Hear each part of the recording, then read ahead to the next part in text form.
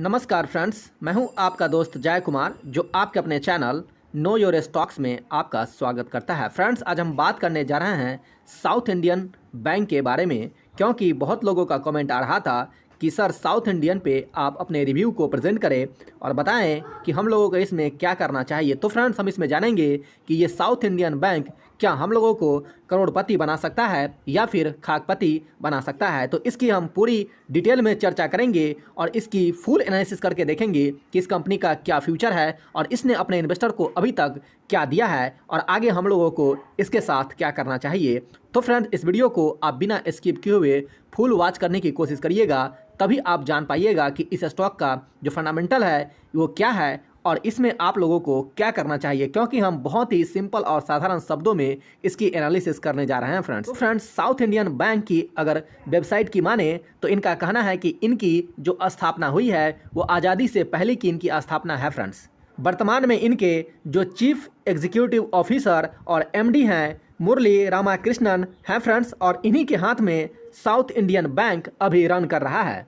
South Indian bank के जो number of branches हैं वो 926 है, जबकि इनके जो सर्विस ब्रांचेज हैं वो 1 है और EXT काउंटर्स भी 1 है। और अगर ATM की बात करेंगे तो इनका जो ATM है वो ऑल ओवर इंडिया में 1154 ATM रन कर रहे हैं। और इसके अलावा CDM और CRM की बात करेंगे तो 118 इनके CD और CRM है। फ्रेंड्स, और इस बैंक की NSE में जो लिस्टिंग हुई है वो 8 दिसंबर 1998 को NSE में लिस्ट हुई है और ये प्राइवेट सेक्टर की बैंक है। इसके अलावा अगर total number of share issue की बात करेंगे तो 209 करोड़ 27 लाख 41 हज़ार 18 पूरे नंबर ऑफ शेयर इसमें हैं। फ्रेंड्स, इसके अलावा अगर बोनस की बात करेंगे तो ये स्टॉक अपने इन्वेस्टर को एक बार बोनस भी प्रोवाइड किया है और 16 अक्टूबर 2008 को ये कंपनी अपने इन्वेस्टर को 1:4 का बोनस प्रोवाइड किया है। इट मीन्स अगर आपके पास 4 शेयर रहे होंगे तो उसके बदले में आपको 1 शेयर दिया गया था। फ्रेंड्स, इसके अलावा ये स्टॉक 2 बार राइट इशू भी लेकर के आई है और 15 जुलाई 2004 को ये कंपनी राइट इशू लेकर के आई थी। इसके अलावा 16 सितंबर 2017 को भी ये कंपनी राइट इशू लेकर के आई थी। तो फ्रेंड्स, साउथ इंडियन बैंक 2 बार राइट इशू भी लेकर के आई है। इसके अलावा फ्रेंड्स, ये कंपनी एक बार स्टॉक को स्प्लिट भी कर चुका है और 23 सितंबर 2010 को ये कंपनी स्टॉक को स्प्लिट भी किया है।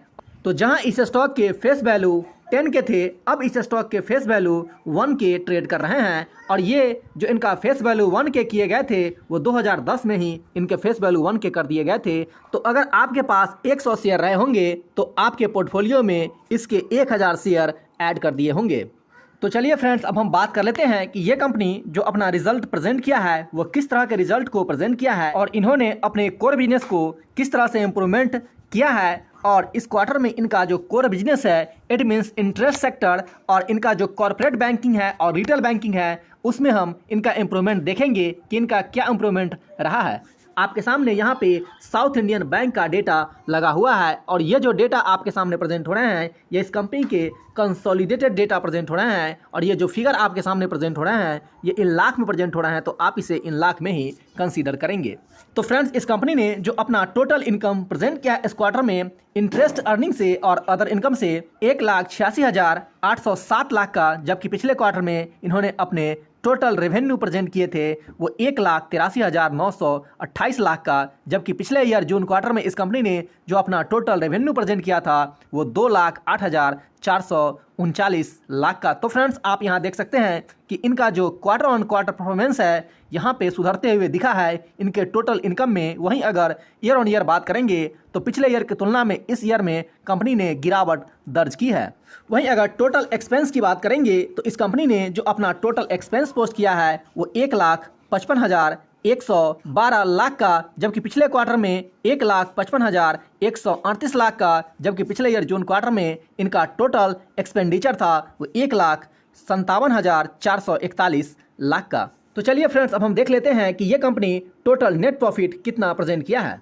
तो फ्रेंड्स, इस कंपनी ने जो अपना टोटल नेट प्रॉफिट प्रेजेंट किया इस क्वार्टर में वो 11,548 लाख का, जबकि पिछले क्वार्टर में इनका टोटल नेट प्रॉफिट था वो 27,206 लाख का, जबकि पिछले ईयर जून क्वार्टर में इनका टोटल नेट प्रॉफिट था वो 1,000 25 लाख का। तो फ्रेंड्स यहाँ पे आप देख सकते हैं कि कंपनी का जो परफॉर्मेंस है यहाँ पे क्वार्टर ऑन क्वार्टर तो अवश्य ही बहुत ही डिक्रीज करते हुए यहाँ पे दिखी है, लेकिन वहीं अगर ईयर ऑन ईयर बात करेंगे तो इनका जो टोटल नेट प्रॉफिट है उसमें बेतहाशा उछाल भी देखने को मिला है। इसके अलावा अगर ईपीएस की बात करेंगे तो इसके इम्पैक्ट आपको ईपीएस पे देखने को मिलेंगे और इनका जो अर्निंग पर शेयर है वो 0.55 का है, इट मीन्स 55 पैसे का है, जबकि पिछले ईयर इनका जो अर्निंग पर शेयर था वो 5 पैसे का था, जबकि पिछले क्वार्टर में इनका जो अर्निंग पर शेयर था वो बहुत ही शानदार था और 1 रुपया 30 पैसे का इनका अर्निंग पर शेयर था। तो अगर आप कंपेरिजन करेंगे ईयर ऑन ईयर तो ये कंपनी अच्छा प्रदर्शन किया है, लेकिन वहीं अगर क्वार्टर ऑन क्वार्टर कंपेरिजन करेंगे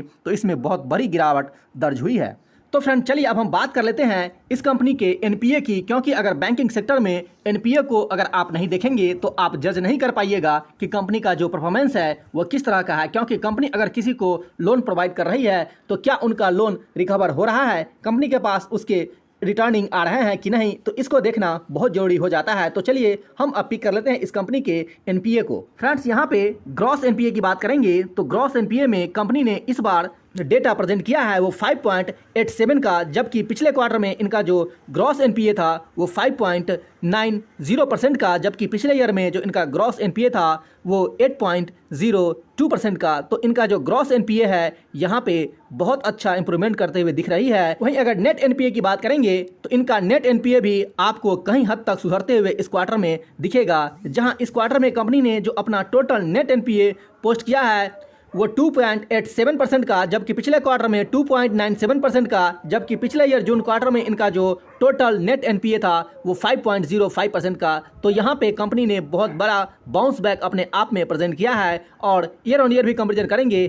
तो भी इनका जो नेट एनपीए है वो यहाँ पे सुधरते हुए दिखा है, और अगर क्वार्टर ऑन क्वार्टर बात करेंगे तो भी इनका नेट एनपीए यहाँ पे सुधरते हुए दिखा है। तो चलिए अब हम बात कर लेते हैं इस कंपनी के कोर बिजनेस की और देखते हैं कि ये कंपनी अपने कोर बिजनेस में किस तरह के डेटा को प्रेजेंट किया है। तो फ्रेंड्स आपके सामने इस कंपनी के जो कोर बिजनेस है वो यहाँ पे प्रेजेंट हो रहे हैं और ये कंपनी अपने कोर बिजनेस में किस तरह के परफॉर्मेंस को दर्शाया है ये आपके सामने यहाँ पे प्रेजेंट हो रहे हैं। फ्रेंड्स इस बैंक के जो मेजर बिजनेस हैं वो ट्रेजरी का, इसके अलावा कॉर्पोरेट एंड होलसेल बैंकिंग का, रिटेल बैंकिंग का, ये 3 इनके सेक्टर हैं जो बहुत ही स्ट्रांग है और ये सेक्टर इस कंपनी के परफॉर्मेंस को आगे की तरफ मूव कर रही है। तो फ्रेंड देखिए कि इस क्वार्टर में इस कंपनी ने जो अपने रिटेल बैंकिंग से अपने परफॉर्मेंस को प्रेजेंट किया है वो बहुत ही शानदार इस क्वार्टर में इस कंपनी ने अपने रिटेल बैंकिंग को इंप्रूवमेंट करके यहाँ पे प्रेजेंट की है, और इससे इस कंपनी ने जो अपना रेवेन्यू जनरेट किया है 95,120 लाख का, जबकि पिछले क्वार्टर में 91,299 लाख का, जबकि पिछले ईयर जून क्वार्टर में